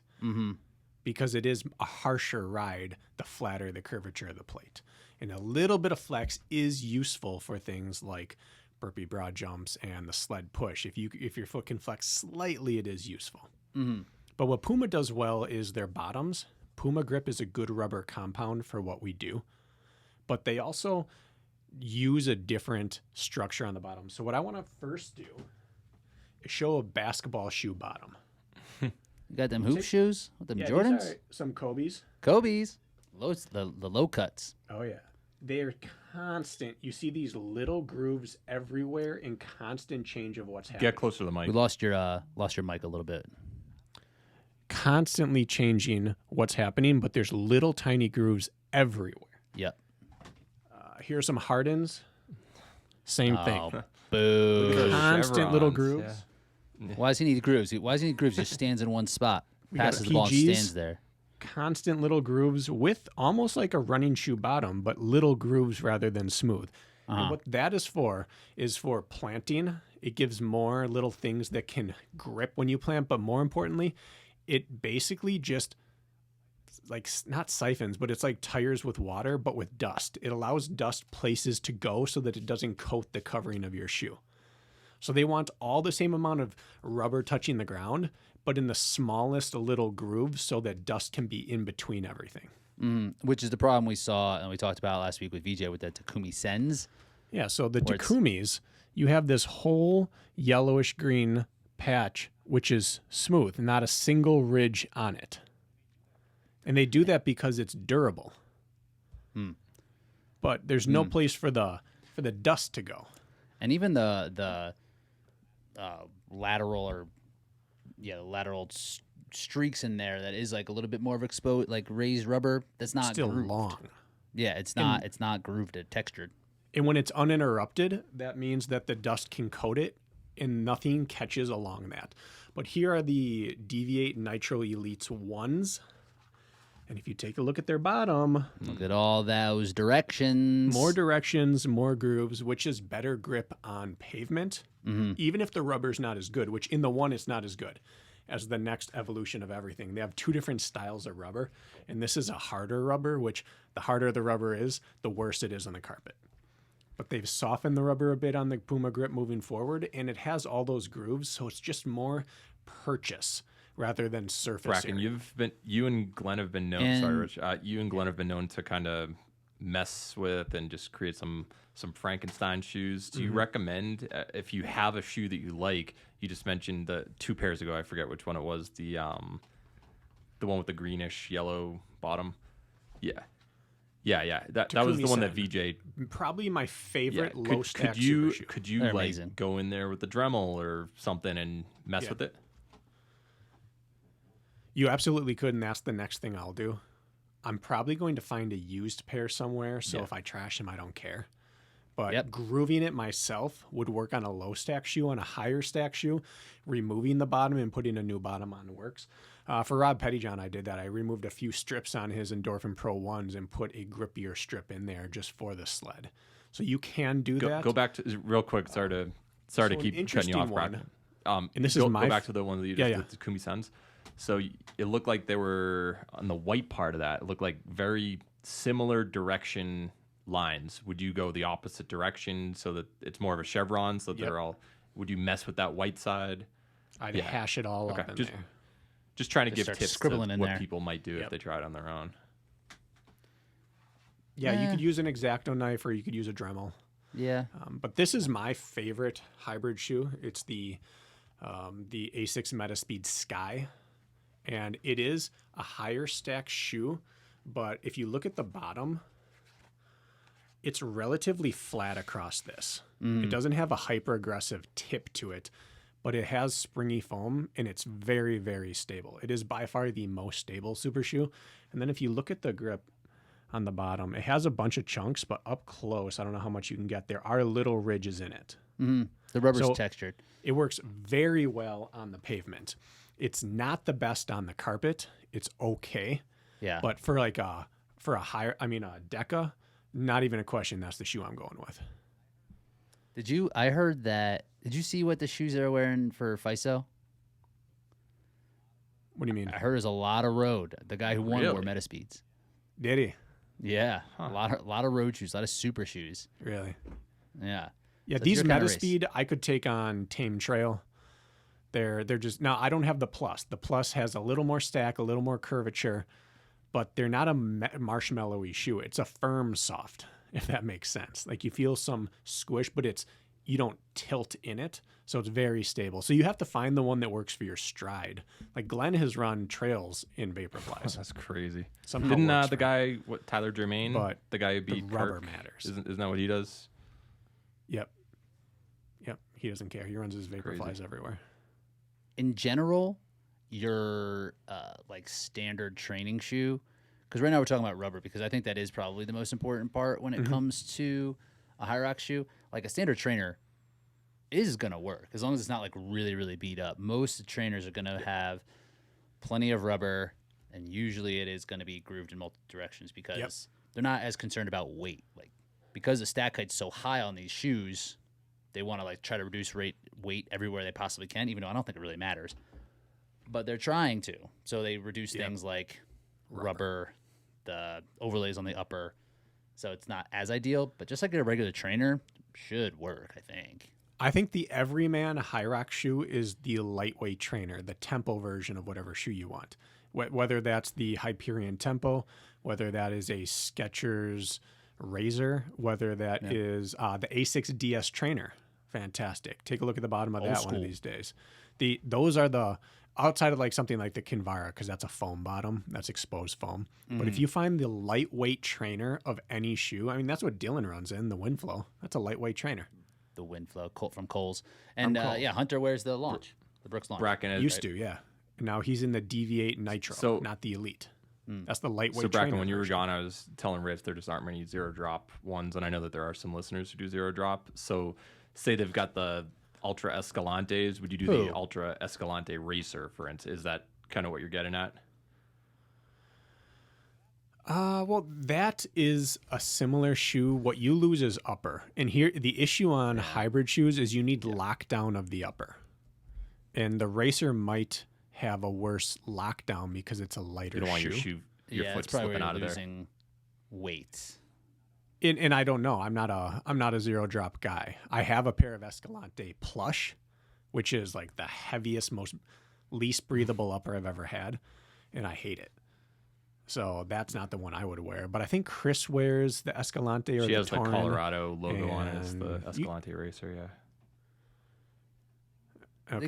They can work, but yeah, I don't know. They're not the best you could find for sure. I would probably not go Racer over I would regular use their Escalante. road trail shoe. Superior. I'm blanking on the name of it right now. No, that's full on trail. It is the all road maybe. Is that? Torin. No. Yeah. I'll look it up. You keep going. If I had to wear Ultra, that's the one I'd wear. I'll have a name for you in a second. Nobody I would actually wears go zero Topo. drop shoes. I would go Topo. Topo Now we're talking, Jack. over Ultra if I was doing hybrid. You get a slightly narrower midsole or midfoot than the Ultra, so you have some lockdown. They have actually really good foam, and you'll get like a 0 to 3 drop rather than just almost a negative drop. And they're built more for performance. Yeah, That's where I would actually go. So another, yeah, I guess. So when we're talking about super shoes versus regular shoes, the main thing is going to be that foam compound, and this is can be a little bit confusing to a consumer, I would think, because just the compound is different, but they don't. The brands aren't going to come out and be like, "This is our Outroad, not all road. outroad." Ultra Gotcha. outroad. That's what I'd wear for a hybrid. So like the compounds are going to be just kind of disguised as some sort of unique name that the brands want to coin, but they all are just like a PIBA foam, but it won't come out and say PIBA foam on like the website. It'll be some proprietary blah blah blah. So just really the best way to kind of distinguish if a shoe is a super foam versus not is like price point, right? Yeah, and generally, if they have a feature, they are going to shout it from the mountaintop. If you look at their foam and say, is it a super critical foam or not, they're going to tell you. Like, how do you know if someone goes to CrossFit? Same thing about foam, do you have a super foam? It'll be like DNA Flash. Yeah, right? DNA Flash, our super critical, strike. or our nitrogen infused, or our next generation foam. If they say something, if they name it something fancy and they have it as a bullet point, it's next level. And it's like over $160. At this point, Generally. are most super foams pretty much, even if you get the bottom tier super foam, it's still pretty damn good. No? The big difference at this point still? No, like Brooks still sucks. I've never tried anything other than the Hyperion Tempo. I've never had anything stacked super high. Their You just hate Brooks. newest is supposed to be lighter and better. I shouldn't say it sucks. It's probably still better than EVA. But the problem definitely is, better than EVA. Yeah. when it's paired with a plate, it can get Doesn't worse. Hunter run in Brooks? If it doesn't interact well with the plate, it becomes very harsh. The shoe Hunter ran in was not a super shoe. I thought he with used to wear Brooks. Brooks, but yeah. But now BK, I just told you what it was. He had Brooks And- launch. Now he has Deviate Nitro 2. But that's not the Nitro Which are Puma. Elite. Yeah. And that's a super foam, but the Brooks one was not a super foam. Correct. That was rated EVA. Have we lost everyone? We might have. Pull We're down still more hanging, but shoes. people. This is a question I field all the time. So I guess like what are like the other bullet points? Then I think just like a regular trainer works. If you don't want to complicate it, just get the shoe that you know works for you and just have it new, just so that you know the rubber isn't going to be that compromised. Stack height matters. Like I think a mid-tier stack is going to be a little bit better for these events with a super foam than like a super foam that is stacked like a marathon shoe. I get And a rubber. question or Rubber a comment. with multi-direction. Why wouldn't you just wear trail shoes? It's made for this. Good cushion. They're made to be able to take sharp turns. They always have good lockdown, well, most of the time, and they've got grip on it. And the answer is, yeah, maybe sometimes. I did my second one in the Evo Speed Goat, which is the lightweight stripped down version of the Speed Goat, and it was awesome until I had to push the sled. Because the Evo Speed Goat used a different compound, and it was a hard, slick compound. If you use North Face rubber, it is generally harder and more slick. Not every rubber compound, just because it has a tread, is good. If it's hard, if it has, everyone's seen them, these rubbers on the bottom that are hard and almost like slippery or plasticky. You just can't use that. A softer rubber is better for the carpet, almost always. So some trail shoes, for example, What do we got? second. This is the Skechers Razor Trail, which is an awesome shoe.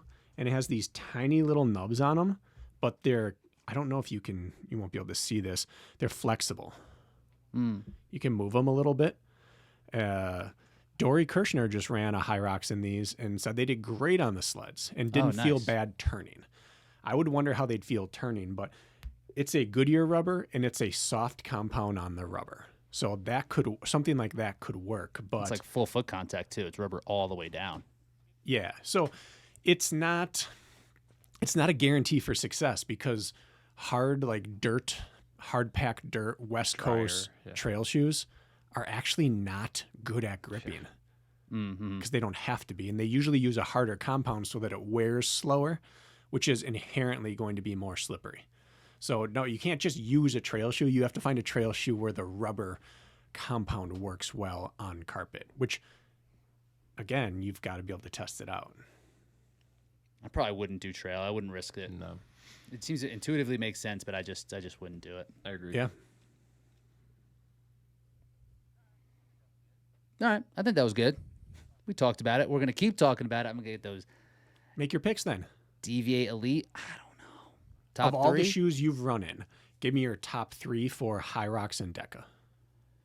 I think the safest is the Brooks Hyperion. It's just like going to work. Hyperion It's not Tempo. flashy. Yeah, they dropped the tempo on the newest one. It looks good still. But the Hyperion Tempo is what I have worn. It's going to work. You might not get the most mind-blowing on-foot experience. It might not propel you forward, but it's going to grip the carpet. It's going to be better than most trainers. It's going to be light, stripped down. It's going to work. I think that you still have to go Endorphin Pro 3s. When the grip is right, it's so good. The on-foot feels amazing. Feels great on the concrete. Can do the turns. That whole deal. I'm looking forward to these Deviates. I'm looking forward to trying them. So, I don't know. What are your top 3? From the super standpoint, there hasn't been a better option than the Endorphin Pro 3 yet, Right. in my opinion. I still think someone needs to try the Alpha Fly 2.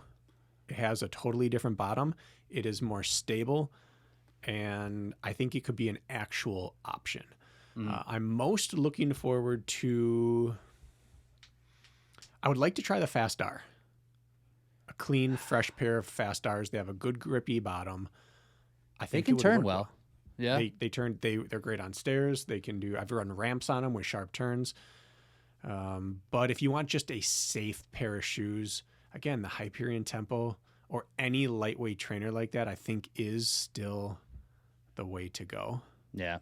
Because most people aren't going to win or lose their race on the run. Let's say you have a Like the extra 5 seconds per run isn't going to change your world that much. Let's say you have a course like Malmo, Sweden this But- weekend. Deca Meta Speed delay. Sky. Let's say that. Like what? Meta Speed Sky for Deca. All right. This weekend in Sweden, Dylan Scott's running, and we saw that they have that little hitch around one of the corners and stuff.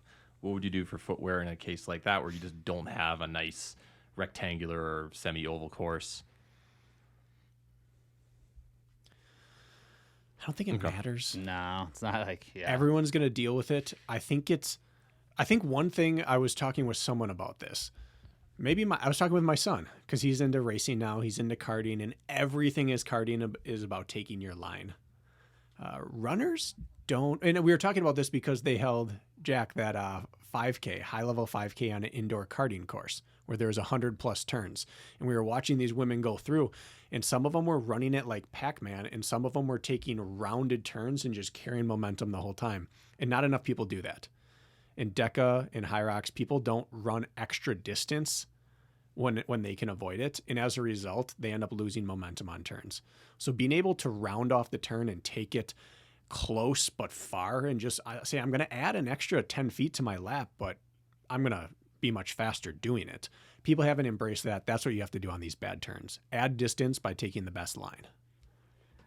I really hope it's not the way that it looks. Like, looking at the course map, it's like you got to take a hard right and then a hard left. I hope that you can kind of take a tangent through it. But the way that the map looked like, it looked like there was a right-hand turn, I don't know, 10 meters, and then a left-hand turn.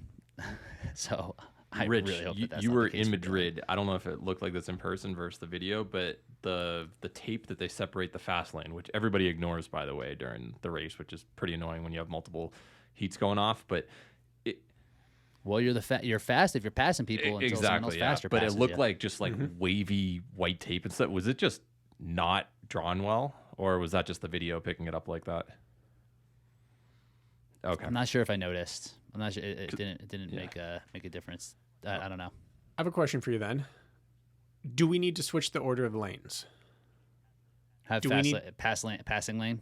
No, Maybe. fast lane on the outside. Yeah, like a road. Like a road, keep it like that, and then measure the outside lane, and just allow everyone else to run a little bit less and say, at least you're out of our way? I think it'd be cleaner. I think it might be time to do that because they've had 2.5 years and no one, it's only getting worse. Because they're just going to get more and more people on that course. The best we ever had was Miami. There were like 4 times someone was in our way. We're like, what is happening? And now you're like, that would have been the cleanest course we could have ever had. Oh, I thought you meant on the sand. No. Oh, no. First Miami. 2019. On the sand, it doesn't matter. It's vast. It's a huge beach. I think it's time to go want. fast lane outside lane. Is that something they do in racing, in karting? There's no real world I think analysis. the here. bigger It could issue, be- Yeah, you just measure it through the. but I think you have a lot of times where someone's running with a friend or a couple friends, and they just have a pack, and it's like 3 wide because they just don't have the running etiquette at that point, and yeah, Well, it's doubles too. It's like Right. single file no matter what, unless you're actively passing. They do that for drafting and triathlon. It's like, I get it. You're in the middle of a race. You don't like, you're slowly passing someone, but you should know like, oh, those guys are really fast and they're on the course at some point. Maybe I should just like move over a little bit. I would say at least half the people who do a Hyrox have never run a race or didn't run track. So they're not going to know track etiquette. And at least half the people are going to get tired enough that you don't think. And once you're really tired, you just want to take the shortest route, which is always you're just not going to get people that are going to be coherent and selfless enough to get out of the way on the inside. So I think you avoid the problem, just give them the inside. You can have it. But what happens Take it, if it's yours. What happens if someone take the outside. from the fast heat not a bad decides thought. to run on the inside? Do you just not allow them to do that? Because Then they got to pass then people. it cuts down the difference. It would be like, Yeah, you just wouldn't be allowed because then it's to. like running the 4x4 like with a stagger or not. Like, yeah. You just wouldn't be allowed to. Should it be a gate where like It'd be easier to make 20 to 30 people all stay outside than 300 people all stay outside. Yeah. Maybe it should just be a gate where you come out and you go right to the outside and it's gated off or roped off the whole time so you can't go in and out. You could rope it pretty easily. Just Could have rope someone that thing. with a Yeah, rope it. Cross country style. have someone with a taser. It's like, you're not here. Get out of here. Just that'll incentivize you. Yeah. It could be an electrical fence. Now we're getting to race brain stuff. Mm-hmm. This is what we're here for. So like I said, next week what we got? We got Deca Spain. I expect Alphonse to just be Next that week guy. we have an OCR Worlds preview. Hyrox Malmo. What else? OCR It's Worlds is next week or October this 7th weekend? that weekend. So next week we're doing the preview for it. At Mammoth. Oh man. It's already sneaking up. Jack, are you on the call? For the race, I've got to check the schedule. I was initially, but I don't. It's going to be hard for me to make it that weekend, so I got to talk with Jason.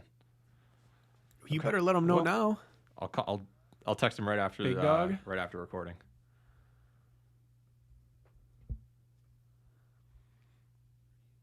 Pretty exciting. Oh yeah. So we'll do OCR World Champ. Should we I think we draft? should. Yeah. We got to. Yeah. You think we should? Jackie, you're gonna be able to We'll just. I'll, get that I'll intel? Reach out, get that info from either Fran or Rachel Ann. Nice. Yeah. Yeah, let's We draft. haven't done a draft for a long time. How would a draft work? I think last year we did. With 2 races, how we would a did draft 3 work? teams or 3 people per team for the 3K, 3 people per team for the 15K, and it took about the same duration as a normal draft episode. Yeah, Is that how we did and it? it's like if you choose be right. Yeah. Nicole in the 3K, you don't automatically get her in the 15. We have a separate draft. Yeah, It goes back We'll into do the a separate pool. wheel of names for the 15K as well. So, yeah. I'll get All the right, names. we're gonna draft. Yeah. Nice, sweet. All right, we don't have too much to talk about. Running public. What we got this week? Last week. Who's your interview? Did you have one? Computer's trying to ask if I'm still here and boot me out. Come on. You weren't talking for 90 seconds. So like, hey, something's Are you wrong. okay? Is everything Life fine with alert. you? Emergency services have been contacted. Life alert. Who do we got in the running public? We kicked off a series on Training Tuesday for how to write your own programming. Nice.